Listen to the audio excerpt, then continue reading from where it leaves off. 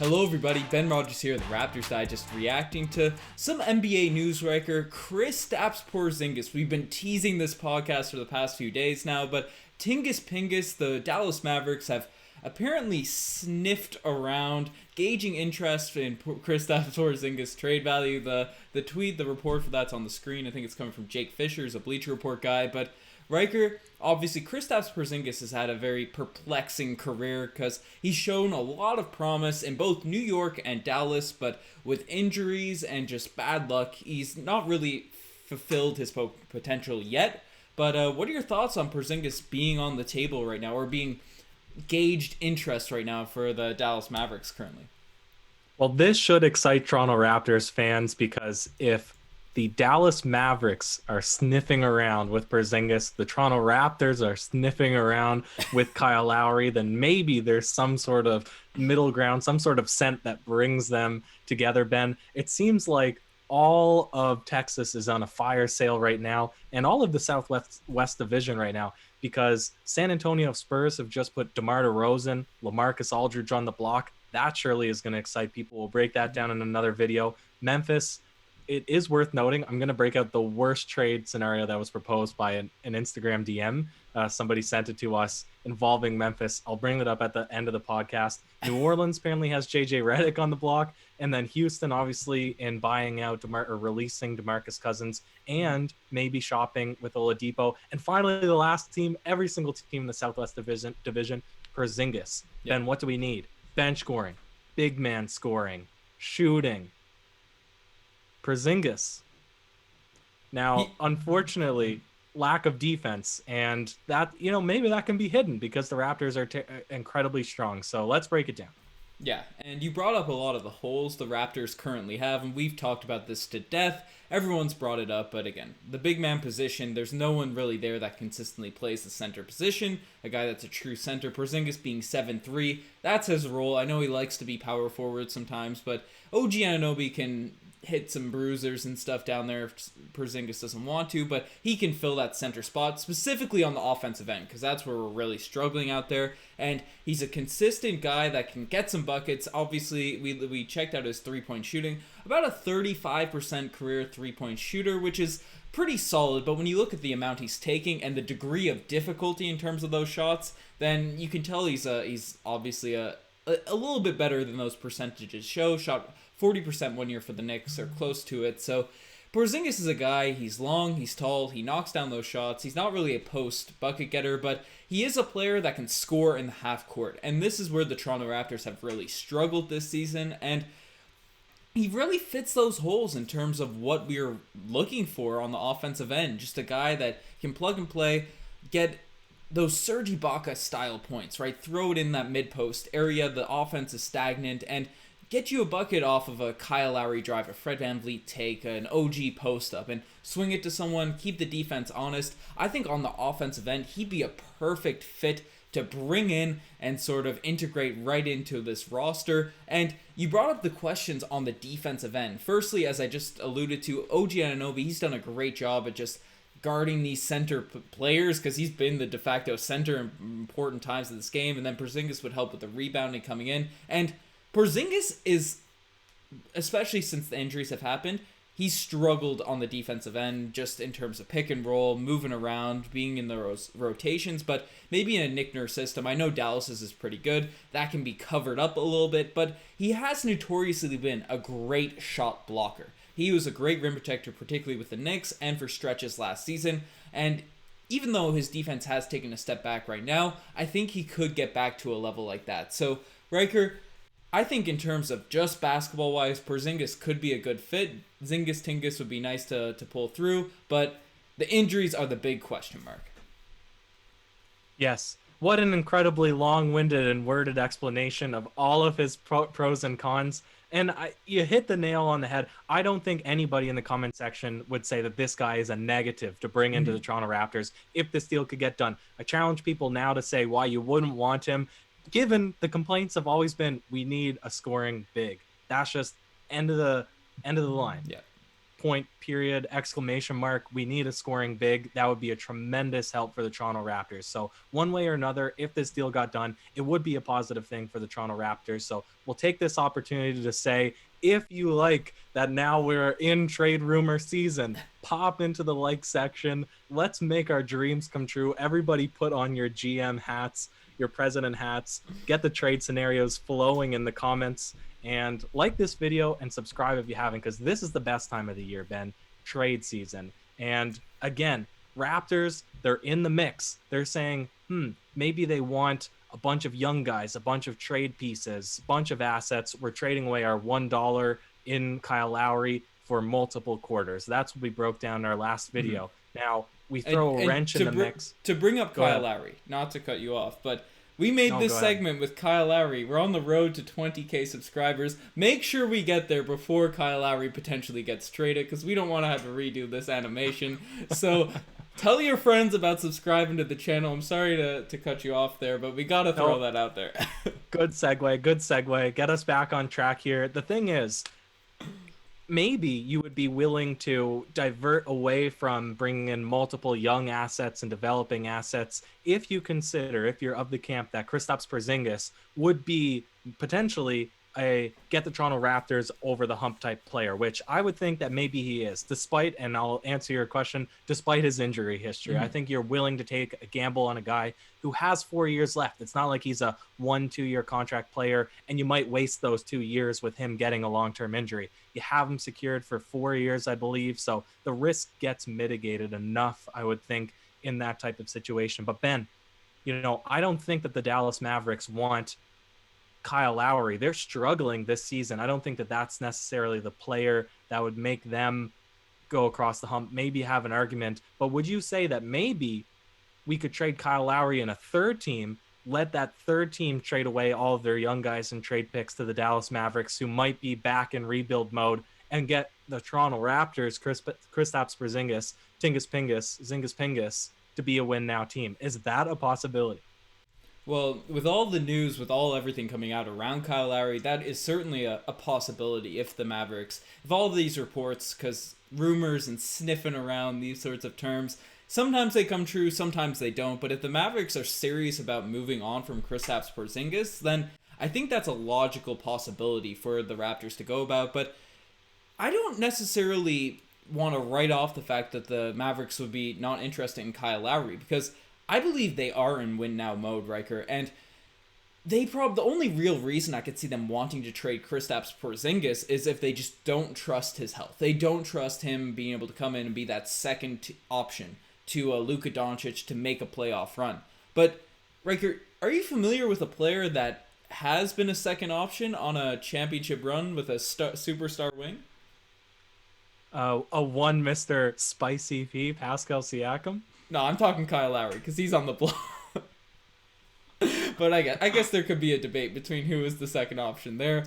But I think during that playoff stretch, Lowry was really that second guy. But I think Lowry could help them in win now mode. And I think the reason, as I mentioned, the injuries and the long contract, as you brought up, Ryker. So that'll be the combination of the Dallas Mavericks saying, okay, maybe we can distance ourselves from Kristaps Porzingis. And I feel like Mark Cuban, with him at the helm, they always feel confident they're going to recruit free agents and they're a destination people want to go. Whether that's actually the case or not, that's probably not the case, because I don't know how many. They couldn't even land DeAndre Jordan. Exactly. They couldn't even land him against the LA Clippers. So yeah, so they got him after he became a dinosaur in the league. But the Mavericks, they think they're big players. They think they can recruit free agents. But in Toronto, we understand we aren't going to be able to sign in the Kawhi Leonards of the world. We have to trade for them. We have to bring them in, get them accustomed to our system, and hopefully they re-sign rather than picking them away from teams. And sure, it's a risk, just like we took with Kawhi to possibly bring in Porzingis, but that's the level, that's the potential, that's where he could potentially be. And then the fact that he complements our actual core right now a lot better in terms of age, in terms of position, in terms of play style, I think he'd be a great player to trade for, Ryker. And I want to throw one trade I spotted right before we went on live. I don't have a screenshot of it, but I'm stealing this from Raptors Raptor. They have a few blogs and stuff. But Kristaps Porzingis and a second-round pick to the Raptors, Riker, for Kyle Lowry, Aaron Baines, and a couple of picks. What are your thoughts on that deal right there? You would have to do something like that where you're giving up more than you're receiving. Because if you could one off Lowry on his expiring year contract for Kristaps Porzingis, irregardless of his injury history, who has 4 years left, you're laughing that all the way to the bank. Even if Kristaps Porzingis ends up being a dud or ends up being injured for 4 years, you just got back a guy who's basically assuring that you're fixing up a lot of your glaring holes. So I think you'd have to give up picks. Otherwise, you're going to have to give up the likes of OG Anunoby or Norman Powell. But this would make a lot of sense to me. If they're trading away a center, they get a center back. They get that extreme veteran leadership, championship experience, locker room presence in Kyle Lowry, which if you pair that alongside Luka Doncic, not sure how that would work out, Ben. I don't know if you think that Luka would be fine to be the number 2. I feel like he plays with the ball in his hands a lot of times, but I guess Kyle Lowry is used to that sort of role where he shares the load with Fred VanVleet. But I think you're doing this trade if it's proposed. You're doing this trade. Yeah, and just in terms of age range, because we don't want to trade Kyle Lowry. We've said that we don't want to give up we don't want to do the dollar analogy that we won't dive into again. We don't want to trade him for pieces, but if it happens, it is what it is, and that might be the route we have to go if Kyle Lowry's going to leave in the offseason. But Kyle Lowry is an older point guard, and surely this season he seems to defy the laws of aging with his Toronto Raptors career. He just only seems to get better for this team. But there will be a point, and everyone talks about it, Kobe in his Vino years, right? Like, he was aging really well, and then he completely fell off the map. You look at a guy like Steve Nash, who was winning MVPs, getting in All-Star games, 36, 37, that's where Lowry's creeping in, and then he completely fell off a cliff. In basketball, Lowry's creeping into that age now where you're going to get to a point where you're not going to get any value back from him, and especially where he's playing so well this season, he's going to command at least a significant, obviously not a max contract or a $30 million per year, but significant money off after this offseason. I assume he'd want a longer term deal, considering this will probably be his last big contract. So it's tough decision making. And short term, yes, Kyle Lowry. Even a healthy Porzingis, you can make the argument Lowry, and I would make that argument Lowry's more valuable in terms of just being a better player. But a couple years down the line, especially if Porzingis is healthy and gets healthy, gets his game back to where he was at his peak, he could really be a ceiling raiser for this Toronto Raptors team. Yeah, and if you have to make salaries matched, maybe you add in a guy like one of their more less played, deeper bench guys that you might be able to develop as well, like Wes Iwundu. I don't know how the heck to pronounce his name. Iwundu, who was a former Orlando Magic. I don't know how high on the Mavericks how high the Mavericks are on him, but I haven't seen him play a lot this season or of the type. And I think that you could maybe finesse this trade where you still get a couple of other pieces in this if you're trading away a bunch of draft picks, Kyle Lowry, Aaron Baines. So it might end up being a really nice trade, even if there's only 2 partners involved in this one in the Raptors and the Dallas Mavericks. But you've said everything the right way, Ben. Kyle Lowry, you want to have him around, but if you can look at long-term future with a scoring big, and your guards are already secured, you already have Fred VanVleet locked up, you have OG locked up, you're probably going to re-sign Norm. So you don't need to be worried long-term about that 1 through 3 spot. There's just so much uncertainty on the 4 and 5. If you can pull this deal, oh my God, you just need to find role players then every single year, right? Yeah, the pillars are there for a team that could really go forward. And I think if a roster led by a core of Fred VanVleet, OG Anunoby, Pascal Siakam, and a healthy Porzingis, or regardless of what Porzingis is, as long as he's there in the playoffs, I think that is a group of guys that could knock on the door for a finals run, for a championship run, if everything goes right. And I don't know if the core without a player the level of Porzingis currently in the mix, I don't know if we're there yet. Obviously, Siakam would really have to step up. OG would really have to step up to get to that level. And that's not to say they can't, but it's Porzingis, for as risky as he may be, it's that insurance that you're going to be a really good team if things work out. So I really like that. And a point I also want to raise before we sort of send it off and get into some wild discussions probably about all the other stuff going on. But we were on Porzingis' top 4 teams. We were one of the 4 teams he wanted to get actually traded to when he demanded a trade from the New York Knicks. It was I think the Knicks, the Miami Heat were in there as well, maybe the Nets or something. But the Raptors were definitely one of those 3 or 4 teams that Porzingis had on a short list. So it's very rare when a star of that caliber, at least name, obviously is only a one-time All-Star, isn't that established in the league in terms of accomplishments, but a player of that potential, that sort of stature, wanting to come to Toronto, those are the guys you got to get. Those are the guys you got to go after. So yeah, 100%. And at the time, he was in the biggest market in the NBA, right? But you can come over to a better, more successful franchise, still be a centerpiece of that team. And there's fantastic diversity among the NBA, but I think Toronto as a market particularly loves European type players, international type players, just because of the diversity in the city. And you have the fandom of the entire country. So he'd be a great fit. And all he has to do is come out and score and want to be that guy. And Raptors fans would immediately fall in love with him. We just want to see somebody actually convert for once. So not for once. I mean, we get really low.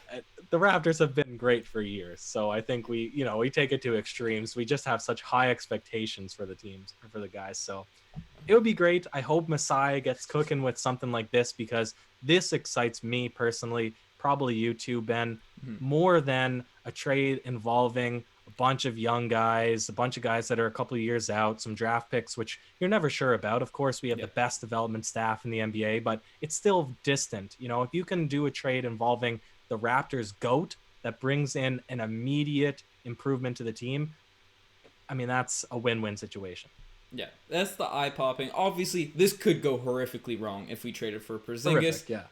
He gets hurt year after year. He doesn't ever play in the playoffs. The Raptors have a bunch of money invested in him. It's a risk. But do you know what was also a risk, Riker? Trading the other Raptors GOAT, the 1B to Lowry's 1A, for a guy that was also had a bunch of injuries from or played in Texas on an established franchise that just wanted to or demanded a trade there. So these are the risks you have to take. Yep, these are the risks you got to take, and we think, and obviously Porzingis wouldn't be a rental, so it's a cool situation. And for all the people that are like, oh no, we can't go after Porzingis, but then on the other side of the coin say, but let's get Drummond.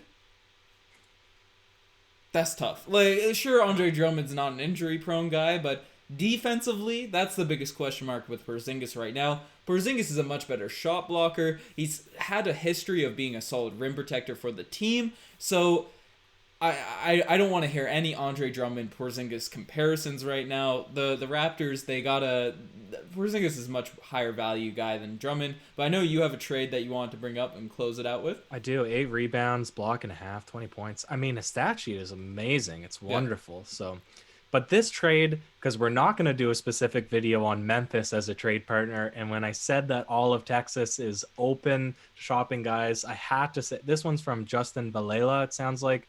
I might have pronounced that wrong. He has a little cactus emoji in his Instagram handle. It's Toronto Raptors, Miami Heat, and the Memphis Grizzlies engaged in a 3-team trade. The Raptors are trading away Kyle Lowry, Terrence Davis, and Aaron Baines to various teams to receive Valanciunas and Iguodala. Oh, it was the worst trade I've ever seen in my... I'll say the whole thing. So it's Valanciunas, Iguodala, and Grayson Allen to the Raptors. Memphis Grizzlies received Kelly Olynyk, Aaron Baines, and Duncan Robinson. So the Raptors weren't even fortunate enough to get Duncan Robinson in this trade. And the Miami Heat get Kyle Lowry and Terrence Davis. That's tough. I love Jonas. I get the commemoration of Jonas. And Iguodala has been good. He has maybe a month left of his NBA career, considering how old and how many miles he buried the Raptors in that most recent game. Yeah, he killed us. That's what I said. There's a month left. The timer's counted down. And Grayson Allen, sure, to be fair, okay, Grayson Allen's been a great shooter. Don't want to trash on the guy. He's had some solid games. He's come back this season and looked like at least a fringe NBA player. But, I thought he's only playing like 10 minutes a game. Yeah, but he's shown that he can shoot the ball. Like, he's not a G League guy. So he's at least a player that would make a roster. You know, it's not like a nullified piece. Ooh. 42% on 5 attempts this year. Yeah, he's been a shooter this year. He's been a 5 attempts shooter. per game. So so it wouldn't be a completely null piece in terms of Grayson Allen, but for Kyle Lowry, But come on, and Terrence Davis and Aaron Baines. and Jonas, we got rid of him because he can't play pick and roll defense. At least Aaron Baines has been trying to get in the way of that and stuff. So I almost spit out my water. At least Aaron Baines has been trying. Oh man, that's where we're at. so it is what it is. But we want to hear you guys trade scenarios. We want to hear who you guys want us to hear us talk about, break down video ideas and stuff. Get in the comment section below. Get in the like section. We really appreciate you guys getting in there. Squeeze everyone in. Press that button. Rock it out. But check out the Instagram, the Twitter, all that cool stuff. The TikTok's blowing up. The articles are coming out left, right, and center. Riker, you have any last words? Pingus. Come to us. Cheers.